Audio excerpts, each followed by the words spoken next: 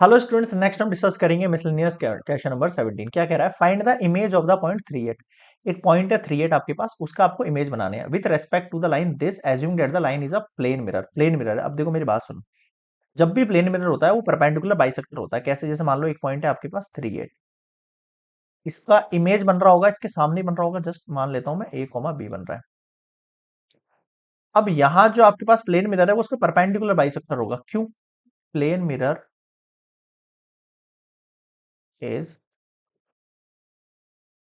Perpendicular bisector of A B. मैं इनको name दे रहा हूँ ए और बी। अब आपने क्लास 10th में पढ़ा होगा कि जो मिरर होती है उसकी इमेज जो होती है वो ऑब्जेक्ट से जितनी डिस्टेंस पर होती है, ऑब्जेक्ट के पीछे भी उतनी ही डिस्टेंस पे इमेज बनती है। तो मतलब सेम डिस्टेंस होता है, तो ऑब्वियसली बात है परपेंडिकुलर बाइसेक्टर वाली कंडीशन हो गई है। ठीक है, ऐसे आपके पास इस लाइन की इक्वेशन दे रखी है x plus 3y equals to 7। Okay, अब देखो, सबसे पहले मैं इसको लाइन 1 मान लेता हूँ, इसको लाइन 2 मान लेता हूँ। ठीक है, for line 2 x plus 3y equals to 7, मैं यहां से पहले m की वैल्यू निकालने की कोशिश करूंगा इस स्लोप की। 3y को यहीं छोड़ दो, minus X plus 7, Y equals to -1/3x plus 7। तो आपके पास m2 की वैल्यू निकल गई 1/3। भाई ऑब्वियसली बात है, लाइन 1 के लिए स्लोप होगा m1 और इसके लिए स्लोप होगा m2। होगा नहीं होगा? बिल्कुल सर। अब आप थोड़ा सा ध्यान देना इस बात पर। m2 की वैल्यू कितनी निकल गई हमारे पास? 1/3 निकल के आ गई। ठीक है, अब एक और बात सुनो। हमें पता है इन दोनों के स्लोप्स के अंदर एक रिलेशन है। हमें पता है इन दोनों के स्लोप के अंदर एक रिलेशन है। क्या रिलेशन है? स्लोप ऑफ लाइन 1 m1 जो होगा वो क्या होगा? m1 multiply m2 equals to -1 होता है। ठीक है, तो m1 और इसकी value -1/3 equals to -1, minus minus cancel out हो गया। तो आपके पास m2 की वैल्यू, सॉरी m1 की जो वैल्यू निकल के आ गई, कितनी निकल के आ गई? 3 निकल के आ गई। ये लो, एक चीज और हमने फाइंड कर ली है। देखो, दो चीज निकाल ली मैंने, इन दोनों के स्लोप्स निकाल लिए हैं। इसका -1/3 होगा और इसका वैल्यू कितना हो जाएगा? स्लोप 1 का 3 हो जाएगा। ठीक है, अब आगे सुनना। अब मुझे क्या पता है, ए बी का जो मिड पॉइंट होगा, ए बी का जो मिड पॉइंट होगा वो कैसे निकलेगा? ये लाइन है आपके पास 38 और ये लाइन है आपके पास ए कोमा बी, है ना। मैं इसका क्या निकाल रहा हूँ? मिड पॉइंट निकाल रहा हूँ। क्या निकाल रहा हूँ? Mid point of A B. कैसे निकलेगा आपके पास mid point of A B?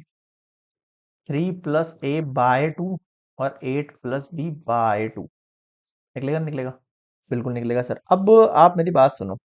हमें पता है कि ये जो आपके पास मिड पॉइंट निकले हैं, है ना, ये जो हमारे पास मिड पॉइंट निकले हैं, ये कंडीशन ये किस लाइन के ऊपर है? इस लाइन के ऊपर है। इसी लाइन के ऊपर तो है। तो ये जो मिड पॉइंट है ये इस कंडीशन को सेटिस्फाई करेंगे? बिल्कुल करेंगे। It satisfy the equation x plus 3y equals to 7। करने चाहिए नहीं करने चाहिए? बिल्कुल करने चाहिए। तो वैल्यू पुट कर दो, 8 + b/2 इक्वल्स टू 7। 3 + a/2। ठीक है, यहाँ पे अपन एलसीएम ले लेते हैं, सबसे बेस्ट। कितना था ये? 8 + b। ठीक है, ओके। एलसीएम लेंगे तो 3 + a plus 3 8 = 24 plus 3b 2 7 = 14। Okay, a plus 3b equals to 24 and 14। वो सॉरी 14 माइनस कितना हो जाएगा आपके पास? 27 हो जाएगा उधर जाके। तो a plus 3b equals to कितना हो जाएगा आपके पास? 24 में से लेस करेंगे तो 7 में से 4 गया 3 और ये 13 हो गया, वो भी नेगेटिव का। ये आपके पास कोई थर्ड इक्वेशन मान लो आप इसको। ठीक है, अब मेरी बात सुनना। ये जो इक्वेशन है, अगर मुझे इसकी इक्वेशन बनानी पड़े, मुझे अगर इसकी इक्वेशन बनानी पड़े, इक्वेशन ऑफ लाइन 1 बनानी पड़े, ये 1 लाइन है, इसकी इक्वेशन बनानी पड़े अगर मुझे, तो मैं क्या कहूंगा? y equals to y minus, क्या बनाऊंगा? y माइनस y1, x1 है y1 है 8 इक्वल्स टू आपके पास होगी कंडीशन m1 की। m1 की वैल्यू देखो कितनी है मेरे पास? 3 है। x माइनस x1 यानी 3, y माइनस 8, 3x 3 3 9। ठीक है, और ये कंडीशन क्या होगी मेरे पास? अच्छा, मुझे ये ए और बी से बनानी चाहिए थी। Wait a minute, wait a minute, मैं इसको 3 और 8 से नहीं बनाऊंगा, मैं इसको ए और बी से बना लेता हूँ। ठीक है, या फिर आप फिर ए और बी को इसके अंदर पुट भी कर सकते हो डायरेक्टली, एक्स की जगह ए और इसकी जगह बी, एक ही बात है। चलो बना देता हूँ यार, एक सेकेंड। हाँ, ये कंडीशन दिख रही है आपको यहाँ से लेके यहाँ तक, ठीक है। इसकी कंडीशन बनानी है अपन को, तो इसकी कंडीशन हो जाएगी हमारे पास y minus 3x। Okay, minus sign उधर जाएगा, -1। अब मैं इसकी जगह यहाँ पर a और b यूज कर सकता हूँ, बिल्कुल b यूज कर सकता हूँ मैं y की जगह, और a की जगह यूज कर सकता हूँ x। ठीक है, क्लियर है यहाँ तक सब कुछ मामला। तो आप इसको ऐसे लिख दो, माइनस का 3a plus B equals to -1, this is your fourth equation. अब आप क्या करो, इस इक्वेशन को मल्टीप्लाई कर दो 3 से, तो ये 3a प्लस 3 3 9b -39 हो जाएगी।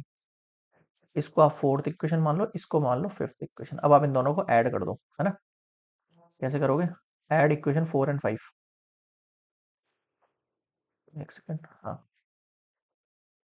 इक्वेशन 4 और 5। 3a प्लस 9b, यार बैटरी लो गई लैपटॉप की। 3a plus 9b equals to -39। And ये है आपके पास, देखो, -3a plus b equals to -1। इन दोनों को क्या कर रहा हूँ मैं, ऐड कर रहा हूँ। कैंसल आउट, 10b -40, b का वैल्यू कितना हो गया, -4। पुट इन इक्वेशन, इसमें पुट कर दो, मैं इसमें फिफ्थ वाले में पुट कर रहा हूँ। -3a, b की वैल्यू -4, ठीक है। -3a -1 +4, a का वैल्यू कितना हो गया, -1 आ गया। आपके पास जो इमेज ऑफ पॉइंट आ गए हैं, इमेज के जो पॉइंट आ गए हैं वो क्या हो गए हैं, a का वैल्यू -1 और b का value -4। This is your answer for miscellaneous question number 17। Clear है। कोई और डाउट लगे आप कमेंट्स में जरूर बताना मुझे, एंड या फिर आप मुझे मेल कर सकते हो gajwakar@gmail.com पर। एंड पसंद आया तो please like share and subscribe. मिलते हैं नेक्स्ट लेक्चर में, गुड बाय।